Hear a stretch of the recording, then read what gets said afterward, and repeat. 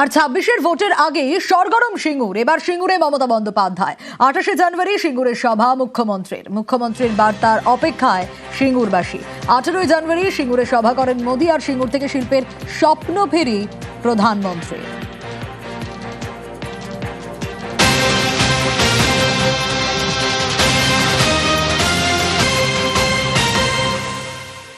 সিঙ্গুর থেকে বাংলার বাড়ির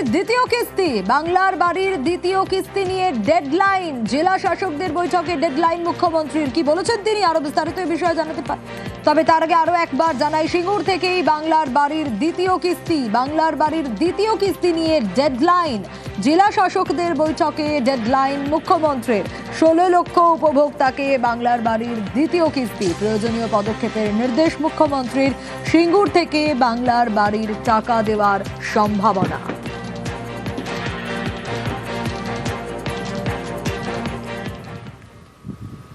খুনে অভিযুক্ত বিডিও প্রশান্ত বর্মনকে আত্মসমর্পণের নির্দেশ। সোমবার সুপ্রিম কোর্ট এই নির্দেশ দেওয়ার পরের দিনই বিডিও অপসারিত। আপাতত রাজগঞ্জের বিডিওর দায়িত্ব সামলাবেন জয়েন্ট বিডিও। প্রশান্ত বর্মনের গতিবিধিতে নজর রাখছে পুলিশ। আদালতের আত্মসমর্পণ করলেই হেফাজতে নেওয়ার আবেদন জানাবে।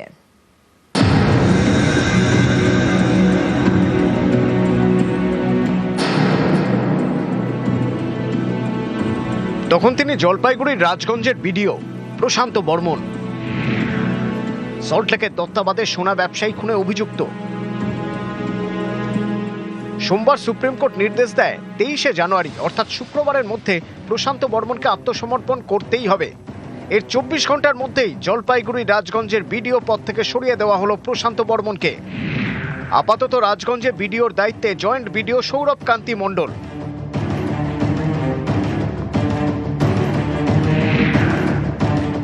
অভিযোগ, গত বেশ কয়েকদিন ধরেই বিডিও অফিসে যাননি প্রশান্ত বর্মন। তার গতিবিধির উপর নজর রাখছে বিধাননগর গোয়েন্দা শাখার পুলিশ জানতে পেরেছে ভিন রাজ্যে গা ঢাকা দিয়েছেন প্রশান্ত বর্মন, চেষ্টা করছেন দেশ ছেড়ে পালানোর। সুপ্রিম কোর্টের নির্দেশের পরেই আরো কড়া বিধাননগর পুলিশ। বিডিওর বিরুদ্ধে কড়া পদক্ষেপ নিচ্ছে বিধাননগর পুলিশ। ইতিমধ্যেই পুলিশের উচ্চ পর্যায়ে বৈঠক। পরবর্তী ক্ষেত্রে শুক্রবারের মধ্যে একেবারে হাজির হওয়ার কথা বলা হয়েছে বিধাননগর আদালতে। গত ৩০শে অক্টোবর নিউটাউনের যাত্রাগাছি থেকে সোনা ব্যবসায়ী স্বপন কামিল্লার দেহ উদ্ধার হয়।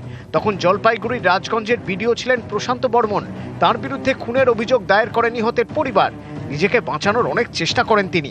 বারাসত জেলা আদালত, কলকাতা হাইকোর্ট, সুপ্রিম কোর্টে যান। এত কিছু করেও লাভ হয়নি। সুপ্রিম নির্দেশে প্রশান্ত বর্মনকে শুক্রবারের মধ্যে আত্মসমর্পণ করতেই হবে। বিধাননগর আদালতে পুলিশ আবেদন জানিয়েছে আত্মসমর্পণ করলেই যেন প্রশান্ত বর্মনকে কোর্ট লকআপে ঢোকানো হয়। এরপরেই প্রশান্ত বর্মনকে গ্রেপ্তারের জন্য আদালতে আবেদন জানানো হবে। আবেদন মঞ্জুর হলেই গ্রেপ্তার করতে পারবে পুলিশ। এই সবের আগেই চেয়ার গেল প্রশান্ত বর্মনের। রাজগঞ্জের বিডিও পদ থেকে অপসারিত। অনুপ চক্রবর্তী এবং শান্তনু কর, নিউজ 18 বাংলা। দক্ষিণ ২৪ পরগনার বাসন্তীতে তুলকালাম। হয়রানির অভিযোগে এসআইআর শুনানি কেন্দ্রে ভাঙচুর, রাস্তা অবরোধ, গন্ডগোলের মাঝে পড়ে আহত ২। রাজ্য পুলিশের নোডাল অফিসার ও জেলা শাসকের থেকে রিপোর্ট তলব করেছেন সিইও।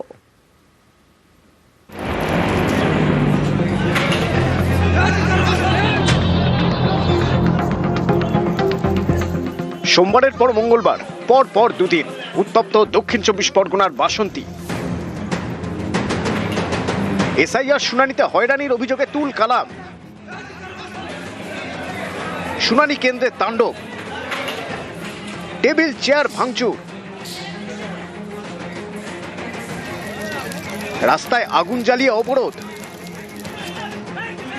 আসরে নেমে পড়েন বাসন্তী পঞ্চায়েত সমিতির সহসভাপতি। যারা উত্তেজিত হয়ে গেছে রিসিভ দিতে হবে। আমাদের আধিকারিকরা বলছে আমরা কোনো রিসিভ দেওয়ার কোনো অর্ডার পাইনি। এবার সেই জায়গায় দাঁড়িয়ে উত্তেজিত শুরু হয়েছে। ওখান থেকে সবাই আসলাম, আসার পর সবাইকে ঠান্ডা করলাম। বাসন্তীর বিডিও অফিস সংলগ্ন কর্মতীর্থে মঙ্গলবার শুনানি চলছিল। সেখানেই চূড়ান্ত হয়রানির অভিযোগ।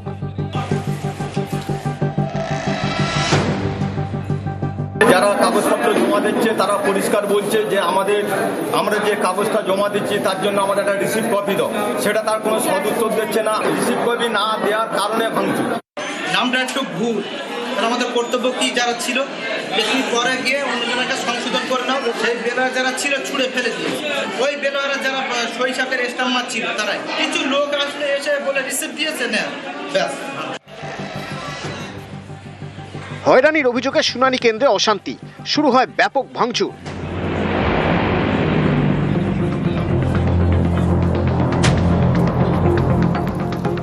বাসন্তী গদখালি ও বাসন্তী ঝড়খালি রাস্তা অবরোধ করা হয়। গন্ডগোলের মাঝে পড়ে আহত হন একাধিক। অশান্তির জেরে ঘণ্টাখানেক বন্ধ থাকে শুনানি। বাসন্তীর ঘটনায় রিপোর্ট তলব করেছেন সিইও।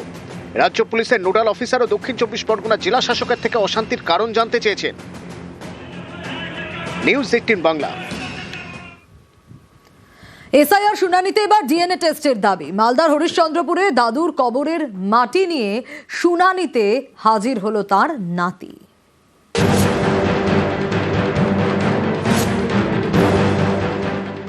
দাদুর কবরের মাটি নিয়ে এসে বারবার দাদা হয়রানি করছে, হয়রানি বলে এইরকম তো চেক হচ্ছে না, আমার দাদুর ডিএনএ চেক করা হোক।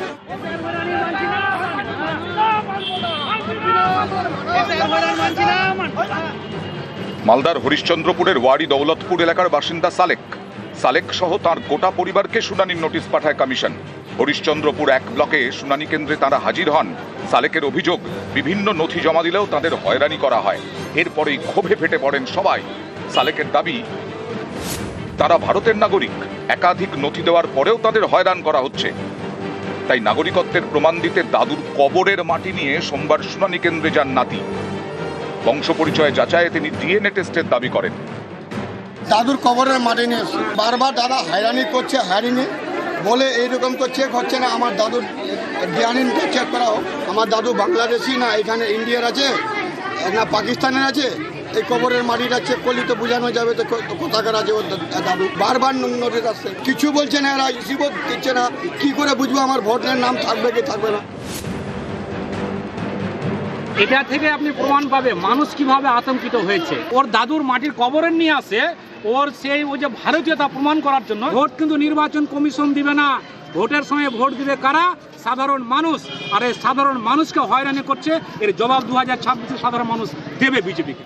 কোর্ট থেকে নোটিশ আসলে মানুষ কোর্টে যায় কিনা, তেমনি নোটিশ দিয়েছে, আপনি কাগজপত্র জমা দিয়ে দেন, আপনার কাজ হয়ে যাবে। এই যে মাটি নিয়ে এসে এগুলো যে করছে, অশান্তি সৃষ্টি করার একটা পরিকল্পনা হচ্ছে। ওরা যত নোংরামি করবে তত ওদের পক্ষেই ক্ষতি আছে। 2026 ভোট আছে, এই ভোটের সময় তাকে জবাব দেবে। মালদা থেকে লিপেশ লালার সঙ্গে সেবক দেব শর্মা, নিউজ 18 বাংলা।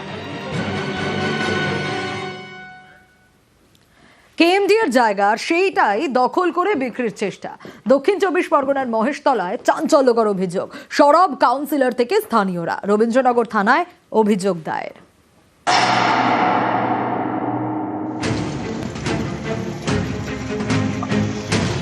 দক্ষিণ 24 পরগনার মহেশতলা পুরসভার 10 নম্বর ওয়ার্ডে কালীনগর ঝিল।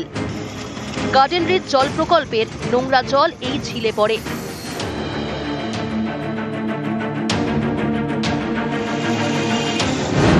স্থানীয় বাসিন্দা ও কাউন্সিলরের দাবি, এই ঝিল ও তার চারপাশের জমি কেএমডিএর। অভিযোগ, এই জমি টিন দিয়ে ঘিরে অবৈধ নির্মাণ করা হচ্ছে। সরকারি জমি বিক্রি করে দেওয়ার চেষ্টা চলছে বলেও অভিযোগ। আমার বাবারা দেখেছে, দাদারা দেখেছে, সবাই দেখেছে সরকারি প্রপার্টি। যে এখন যে শুনছি ওইটা প্রমোটাররা দখল মগল করে যে ঘিরে ঘাড়ে নিচ্ছে। কেন ঘেরা হয়েছে তো এটা বুঝতে পারিনি। তারপরে শুনছি এটা নাকি কেনা হয়েছে। কে কিনেছে এটা বলতে পারবো না। সরকারি জমি কিনে নিচ্ছে। হ্যাঁ, ওইটাই তো ভাবছি। স্থানীয় তৃণমূল কাউন্সিলরের দাবি, কেএমডিএর এই জায়গা আগেও দখলের চেষ্টা করা হয়েছে, তখন বাধা দেওয়া হয়। এবার জমি দখল করে নির্মাণের চেষ্টা হচ্ছে। কেএমডিএ কে জানিয়েও লাভ হয়নি বলে দাবি কাউন্সিলরের। তারা অনেকবার চেষ্টা করেছে, আমরা বারবার বাধা দিয়ে তাড়িয়ে দিচ্ছি। কিন্তু কেএমডিএর নেগলিজেন্সি হোক, গার্ডিলেমি হোক, বা ওদের কাগজপত্রের কোনো অসুবিধা আছে হয়তো, ওরা কাগজপত্র বের করে আমাদের সামনে তুলে ধরতে পারছে না। সেই সুযোগটাই নিচ্ছে কিছু অসাধু ব্যবসায়ী। যদি এই ধরনের কেউ কিছু করে তাহলে প্রশাসনকে বলে বন্ধ করার ব্যবস্থা করব। কেএমডিএর সঙ্গে যোগাযোগ করব যে তারা এই ব্যাপারে কোনো পদক্ষেপ নিচ্ছে কিনা, বা না নিয়ে থাকে নিতে হবে, এটাকে বন্ধ করতে হবে। এই ধরনের অবৈধ কাজ তো করা যাবে না। কলকাতা পুরসভার গার্ডেন রিচ জল প্রকল্প কর্তৃপক্ষের তরফে রবীন্দ্রনগর থানায় অভিযোগ জানানো হয়েছে। মহেশতলা থেকে সমীর মণ্ডল, নিউজ 18 বাংলা। শীতে নেই শীত, অনেকেরই গায়ে সোয়েটার নেই, মাঘে ঘাম। আগামী 7 দিন রাজ্যে জাঁকিয়ে শীতের সম্ভাবনা।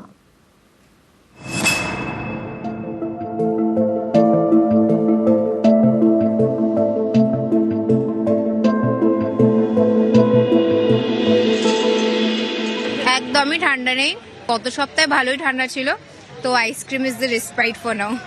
আমি জ্যাকেট নিয়েই বেরোইনি। না, ঠান্ডা একদমই লাগছে না, বরঞ্চ গরমই লাগছে। আর আইসক্রিমটা ওই জন্যই খাওয়া। এই তো হালকা একটা স্কার্ফ নিয়ে ঘুরে বেড়াচ্ছি।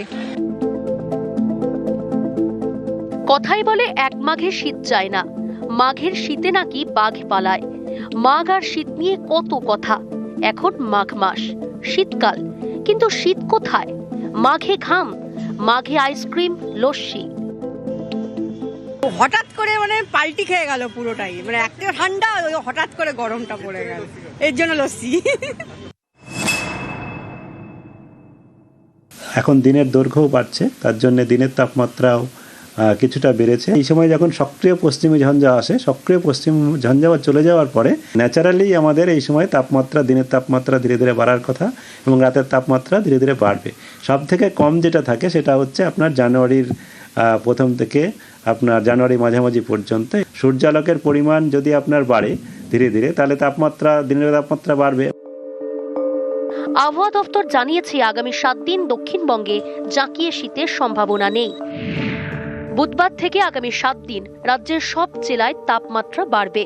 কলকাতা এবং সংলগ্ন জেলাগুলিতে তাপমাত্রা 14 থেকে 16 ডিগ্রির মধ্যে থাকবে। পশ্চিমের জেলাগুলিতে তাপমাত্রা থাকবে 11 থেকে 13 ডিগ্রি। উত্তরবঙ্গেও বাড়বে তাপমাত্রা। উত্তরবঙ্গের ক্ষেত্রে এই রেঞ্জটা 10 থেকে 14 ডিগ্রি সেলসিয়াসের রেঞ্জে থাকার সম্ভাবনা রয়েছে। এই তাপমাত্রা যেটা, এটা স্বাভাবিক বা স্বাভাবিকের কাছাকাছি থাকার সম্ভাবনা রয়েছে। আগামী 2 দিনে সামান্য একটু বাড়তে পারে, আবার 2 দিন পরে সামান্য একটু কমবে, আবার যদি আমি ডে ওয়াইজ বলি আবার তারপরে আবার একটু বাড়বে। এরকমভাবে এখন একটু +-1-2 ডিগ্রি ওঠানামার মধ্যেই থাকবে। নিউজ 18 বাংলা।